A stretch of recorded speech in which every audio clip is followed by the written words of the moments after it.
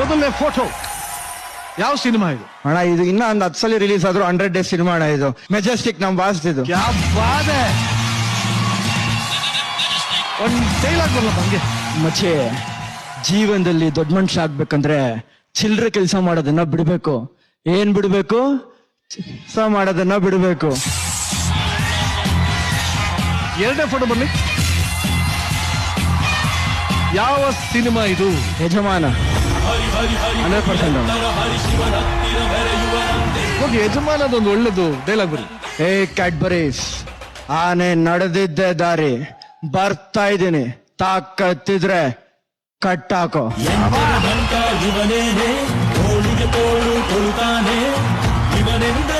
Next photo ಬರ್ಲಿ.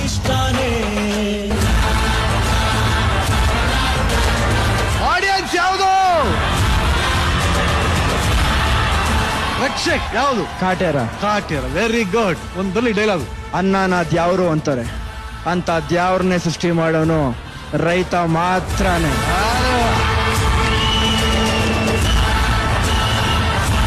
Darshan sir, hats off sir.